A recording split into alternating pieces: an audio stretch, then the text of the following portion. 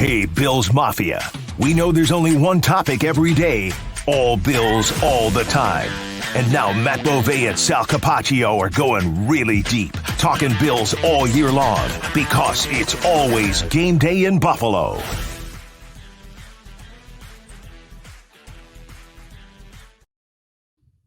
Let's get right to it. Matt Bovee, Sal Capaccio. It's always game day in Buffalo. We are literally less than 12 hours removed from our post-game show podcast. We did live, or I should say recorded, but right at Highmark Stadium after the Monday Night Football game. And Matt, we both said we thought a change was on the horizon. I think you were more even to the point of you think it could be this. Ken Dorsey gets fired by the Buffalo Bills. Your instant analysis and reaction as the move happens on, well, I guess, really late Tuesday morning. They needed to do something, and the offense has been the biggest problem for this team for the majority of the season. Now, them firing Ken Dorsey does not mean that Ken Dorsey deserves all of the blame. Even for last night's game, Ken Dorsey was not the person who had 12 guys on the field for the field goal that ultimately lost them the game. He wasn't the guy who called the all-out blitz. That was something we talked about last night as well, and I've seen other people make this very same point. This team has serious flaws, but offensively, that is supposed to be their fastball. And to have Josh Allen and only score 20 points a game for the last 6 weeks is inexcusable, and somebody was going to have to take the fall. And just it made sense. Process of elimination. It was not going to be Sean. It was not going to be Josh. It's ultimately Ken Dorsey. Since he has taken over, the offense has been inconsistent at best. They have never looked as dynamic as they once looked under Brian Daboll, and there's a learning curve. And to think that somebody picks it up immediately as a first-time play caller is a bit unrealistic, but the Bills are not in a position where they can let somebody learn on the job and let them grow with the job. They need somebody who can step in right away and get the most out of this team. I think they're trying to salvage the season, but it's too little too late. I think that the move makes sense, and I can understand why they made the move, but if they were leaning in this direction, I think it should have been made a couple weeks ago, because now you're 5-5 and your chances at making the playoffs are bleak anyway. I guess this is a trial run for Joe Brady and see what he's got for the last 7 games or whatever it is. And then maybe you rip the interim tag off if things look good. And if not, then you're looking for an experienced OC out there. Yeah, I'll get to Joe Brady in a minute. We'll talk about that component of it. To your point of if they were leaning towards this, I don't know if they were a couple weeks ago. I'm sure things weren't great, but I don't know if they were, when it came to Sean McDermott. We'll find out. We're going to talk with him at 4 o'clock today on a local Zoom call with the Buffalo media. But I don't know if it's easy to say, well, they were, thinking about this a few weeks ago. I think you're always trying to be at your best, but I think really over the last couple of weeks, it's just become to a head. And really it's the last 6 weeks overall, 20.5 points a game over the last 6 weeks, 20.5 for a Josh Allen-led offense that has Stephon Diggs, first round pick, and Dalton Kincaid, Osiris Torrance, their second round pick, and an offensive line that has not missed a game at all as a group together. So this is unacceptable. Like you said, I'll go back to and I like your point, and it's right.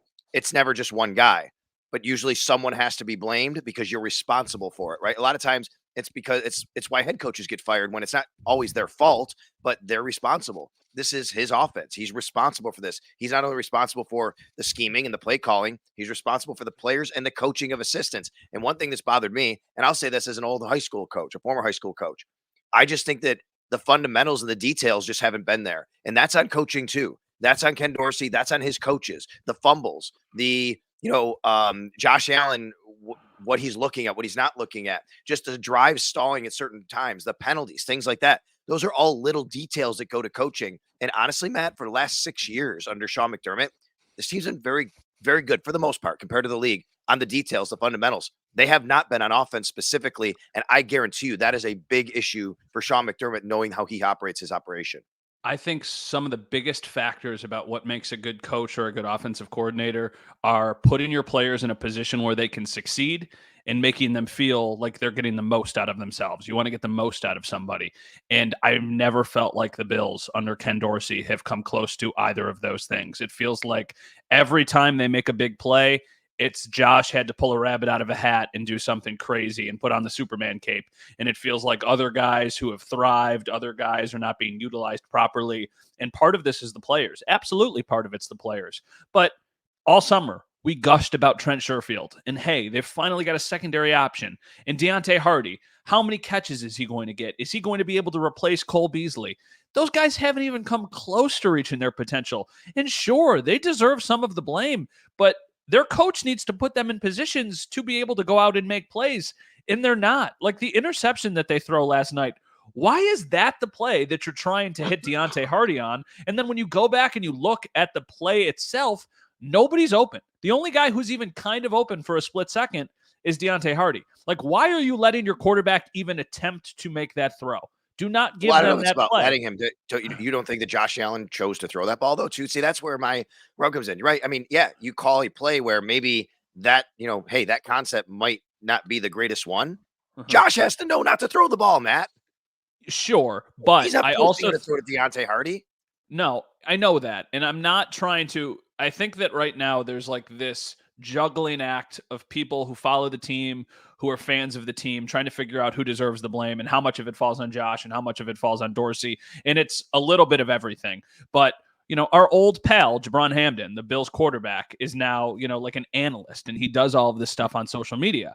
And he posts videos every single day of here's the all 22 video, and here's what the defense is doing, and here's what the quarterback needs to be looking for in these videos. And in these videos, he always explains, like, okay, that's your first read, that's your second read, and that's the guy you're not going to, but you're just trying to clear out space. And all of these, like, really interesting details. And I feel like I didn't know this. I have to follow him now. I didn't. You have to follow him on Instagram. Yeah. It's fantastic, and I've actually Okay. learned a lot from just following him. He's like what Dan Orlovsky was before he became Dan Orlovsky, right? Exactly, and I think that's kind of the trajectory that he's trying to take. Okay. But I have this former NFL quarterback who was, like an NFL journeyman, if you even want to call it that, who is able to sit here and dissect why a play happens, why somebody is put in a position to succeed. And I just think, like, part of Ken Dorsey's job is to contain Josh Allen. And it feels like that has not happened. The turnovers have gotten worse because I don't think he trusts, like, maybe the people around him as much as he should, and he's always trying to make a play, and it just feels like things are forced. But part of that is because he's putting Allen and company in a position where, like, it's harder to succeed. It feels like this is the simplest way that I can say this. It's like asking somebody to paint without a paintbrush a little bit. It's like you can try and do something, but it's not as easy as it should be. Listen, I want to make it clear. Like, I'm not just saying this is all on Josh Allen either. I absolutely agree with you that you said when you say, like, he's not putting him in position. He's not giving him necessarily the plays there. But Josh also is in his 7th year. And this is where it comes to, okay, you're not putting me in this great position. At some point, he has to make a decision then that's better for him and the offense. And this is why it goes hand in hand. I think the bottom line is the reason why we're here today, the reason why we're doing this podcast, too often that's happened where maybe Josh doesn't have enough options. So he is trying to force it. Maybe you could have, why is it? I mean, you're throwing a whole shot to a 5'7" receiver. I mean, that's just not it from that spot of the field. Look, I'm small. I can say that, right? I mean, I'm a little taller than him, I think, but you get my point. Like, it's you are not in a position to have that as even like something you should be thinking about, let alone Josh Allen going to that, and he telegraphs it and it's on Josh, but maybe this has been the issue. Hey, what have we said for a while? I believe under Ken Dorsey, the Bills have a concept where they're like, okay, this is what we do. They have this offense. So they go out and do it, but they're not necessarily tailoring it towards who they're playing and what their strengths are, like Brian Daboll did at times and what Brian Daboll did a lot. So I think maximize the offensive efficiency. And that's why we're here right now. That's the conversation, right? That was one of the reasons that Brian Daboll felt like was so good at his job, because it was a philosophical difference, or at least it felt like it from the outside looking in. It felt like Brian Daboll attacked a weakness for a defense, and Ken Dorsey was trying to play to the strengths of his offense. And in doing that, he never fully got enough out of the unit as a whole, and he never got Josh to the level that he was at under Brian Daboll. Diggs has still been Diggs for the last couple of years because he's just that special of a player. But after that, it just has not looked like anything has been easy for them. So do I think the move makes sense? The short of it is yes, I do.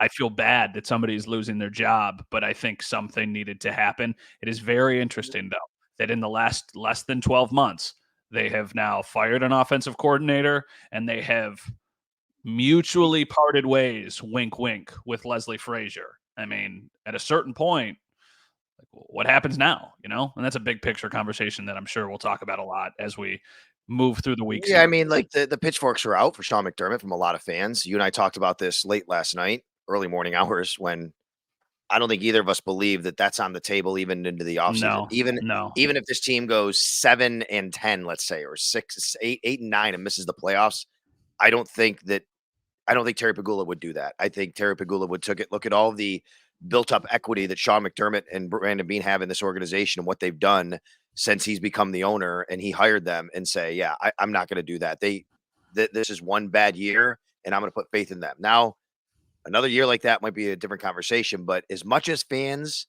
you get it, I get it. We get tweeted all the time. Hashtag fire McDermott, whatever it is. People call up all the time. I just don't think it's something that's going to happen. But let me ask you this. He has proven that he has a track record of winning, McDermott, and that he has got them to a place that they had not been in a long time. They've also now regressed for several seasons. That's right. And that's a very sobering reminder to everybody that it was 2020 when they went to the AFC Championship. Mm-hmm. Well, 2020 season, 2021 on the calendar year, right. But you know what I mean? So 3 seasons ago. 3 seasons ago. And each season they have gotten progressively worse. I mean, yeah, they lost in the divisional rounds back-to-back years, but in one of them, they actually had a chance. They should have won the game. The other one, they got blown I think they out. were better in 2021. They just Absolutely. 13 seconds, right? They didn't get they got progressively worse as far as where they finished their season and what round, but yes. Exactly. So as you regress, how long do you let that slide? How long do you let this slip continue to happen? Because the longer you let it slide, you're wasting another year of Josh Allen's prime years and maybe even another year of Stephon Diggs even being on the team. Because another layer of everything that's happened in the last 12 hours is Trayvon Diggs now tweeting that his brother needs to get out of there. And then that was last night. And you're like, okay, maybe that's heat of the moment, whatever. And then this morning he tweets that Josh Allen was a nobody until Stephon got there, basically. And if he's saying that, it makes you wonder, does his brother think that? Does his brother think that he has made Josh Allen into the superstar that he is? And if that's the whole conflicting drama thing that's going on, I don't know how much longer this pair is going to be there. And if it's going to come down to the pair, guess what? Josh isn't going anywhere. So I don't know. Right. So you're wasting a year already of an elite quarterback and an elite wide receiver. And now you have to figure out, what are you going to do with your other elite wide receiver who on the open market, wouldn't even get that much because he's an older receiver who makes a ton of money. If you're oh, we can just trade Stephon Diggs for a first-round pick and a second-round pick, that's not going to happen. So if you're not taking advantage of having these guys, then you have completely wasted this opportunity. Part of that falls on, obviously, McDermott. Part of that falls on Dorsey, which we saw today. And now part of it is up to Brandon Beane to figure out what the heck they do. All right, so Joe Brady steps in as the interim offensive coordinator. Just for some background here, Joe Brady was in charge of the historic LSU offense with Joe Burrow, Jamar Chase, Justin Jefferson, Clyde Edwards-Helaire. I mean, no offense to Joe Brady when I say this. You or I might have been able to do a really good job with that offense calling some plays, but he deserved it. Hey, again, that I say that tongue in cheek because he was in charge of that, and good for him. He deserved an opportunity to advance on in his career, and he got that with the Carolina Panthers. He has been an offensive coordinator in the NFL. He has been a play caller. 2020 and 2021 under Matt Rule in Carolina. They were not that good. Their numbers were not that good. I went back and looked. They were basically bottom third and near the bottom of the league in most, yardage and points categories. I would also say they didn't have a very good quarterback situation, right? I think Teddy Bridgewater was his main guy during that time. So now he steps in, and look, this is 6 days. Matt, they're not going to have wholesale changes to the offense as far as terminology and even scheme, really. I mean, you can't do that. You can't install something new in 6 days. So he's going to take the framework of this offense and work within it. What he can do, though, is tailor a game plan a little differently. He can come up with some new wrinkles for Josh, and we'll see where that goes with Joe Brady. Now, to your point about, what happens down the road, here's the way I see this. This team is still going to try to make the playoffs. As much as fans may say, you shouldn't do that, let's get the draft pick. Some fans may say that. We both know it's bleak. We both know they don't have much of a shot to make the playoffs percentage-wise. They will still try to do that. No doubt about it. They will still try to win. They're going to give Joe Brady an opportunity to win with this offense, and in the meantime, audition for the job. And if he Mhm. can win with this offense, then he might get the job in the offseason. But either way, he's only interim. And in the offseason, they'll make a decision on whether it's going to be him or whether it's going to be someone else. The best thing he can do for his self right now to become the permanent offensive coordinator is to turn this around very, very quickly, because that's what they're trying to do. What an undertaking. What a Yes. responsibility. It's just thrusted upon you of like, hey, in a short week, get ready to play the best defense or one of the best defenses in the NFL, who you Yeah. turned the ball over against 4 times in the first meeting that you had. You're going to have to try and figure out how you protect Josh from letting the game slip away like he did against the Jets the first time that they had it.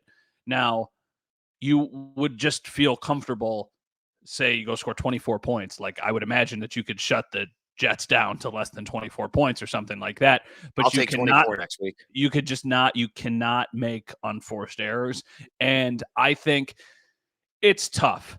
Joe Brady is young. He was the exciting coaching name that was on the market before he went to the Panthers. And it feels like, okay, what was he actually able to do there? And how much of that falls on the people that they had there? You would think that that would mean he's probably more likely to throw the ball all over the place and try interesting things and try new formations and do things that are a little bit more progressive.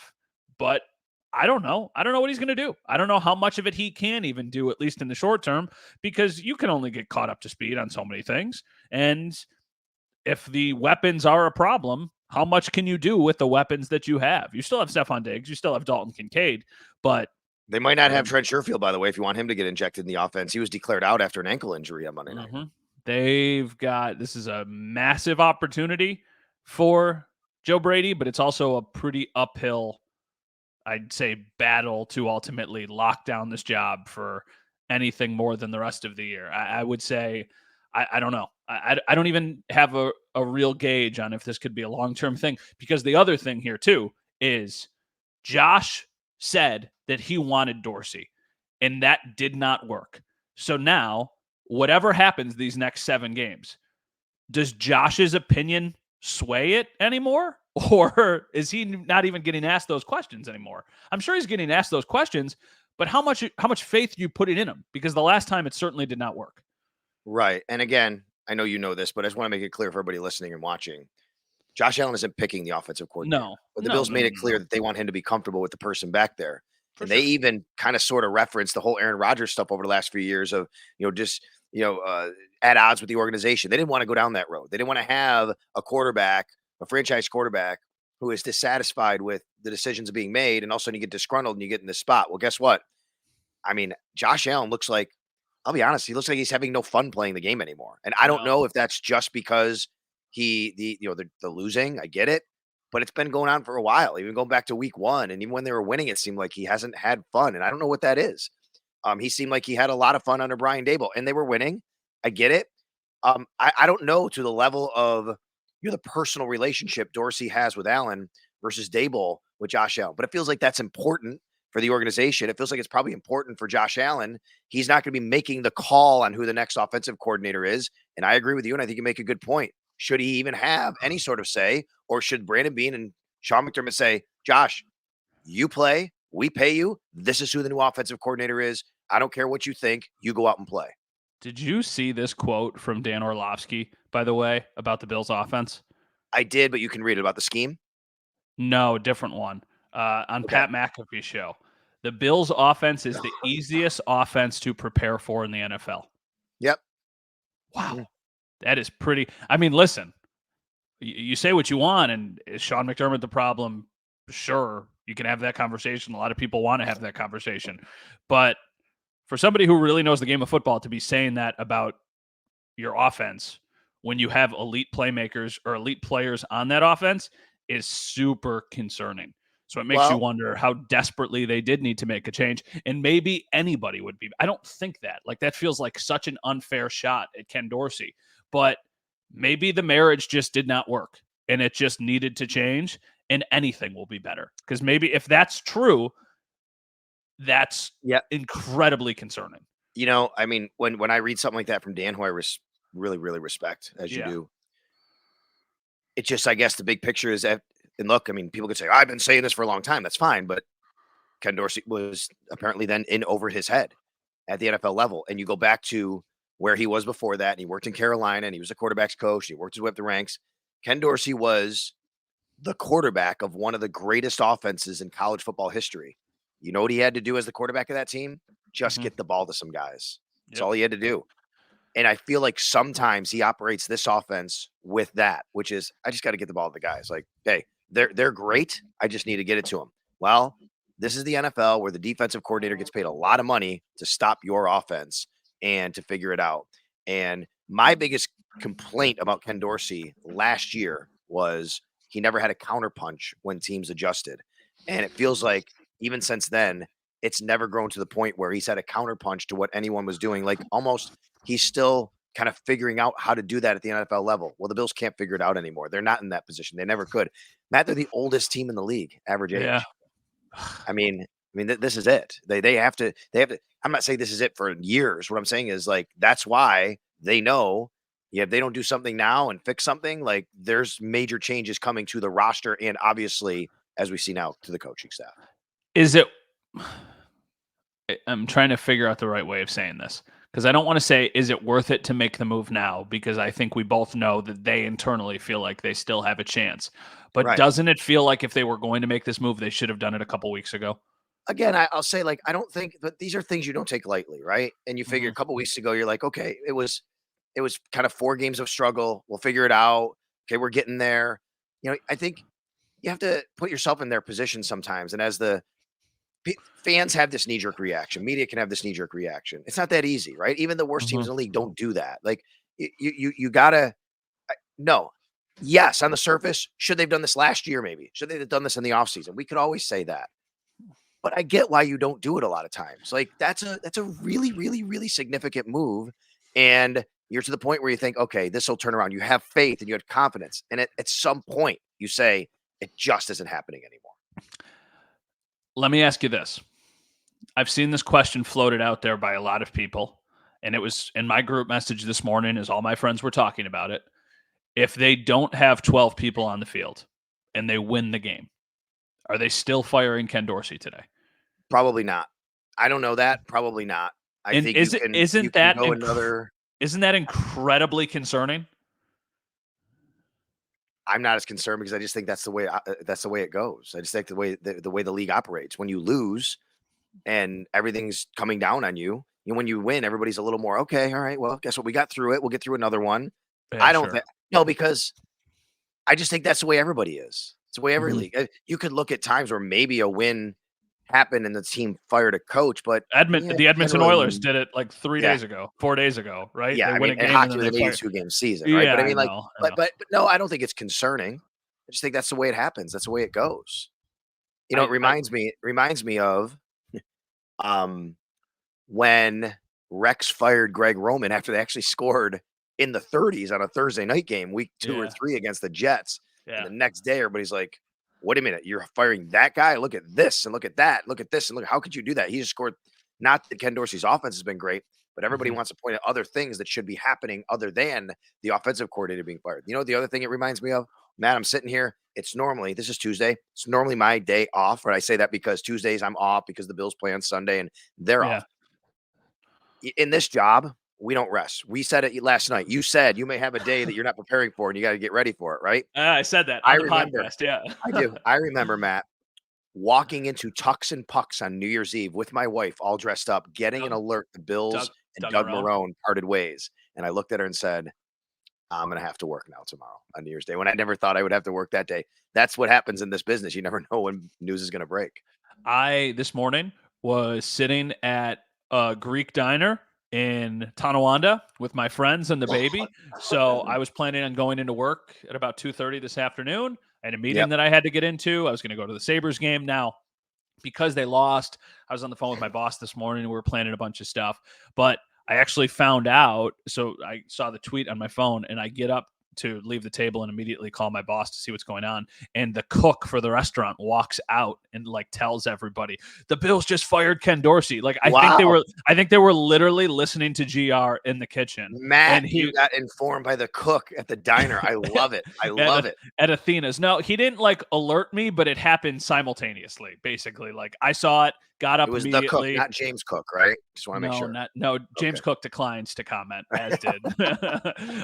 So yeah, but the Cook at Athena's in Tonawanda was like, the Oh Bills man, fired Ken shout out. Dorsey, I love and it. basically like all the people who were working were like, it's about time. And I'm like, oh my gosh, Yeah, like I that's know, like a right? crazy little anecdote to be able to like see that happen firsthand, because obviously, you read the comments on social media, but sometimes you don't see it in that capacity. So I think that this move was bound to happen. I thought that it probably should have happened a couple weeks ago. Honestly, I think it is a little bit too late, but I think now is kind of this perfect blend of it's a trial run for Joe Brady, and you can also try and salvage the season, even though it's probably, past that point.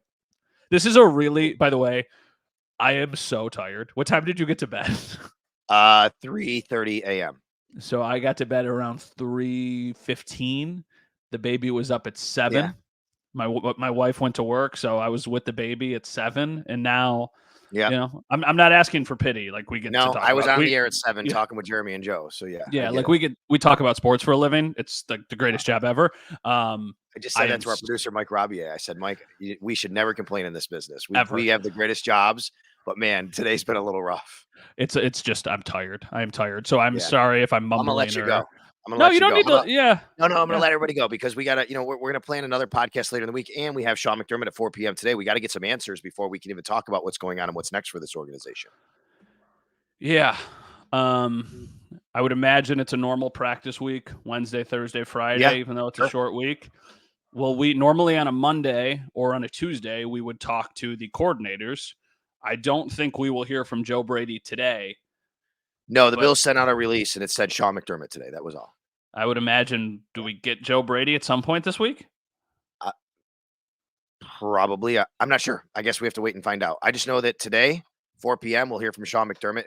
And if you're listening to this now before that, by the way, we will carry that live on WGR. So make sure you tune in for that as well. Absolutely. So all right, we'll get some sleep, get some rest if the baby allows you to do that. I'm going to try and still go to the Sabres game. I'm going to go to the stadium and do live shots at I'm going 5 tonight. and 6. I'm taking Max.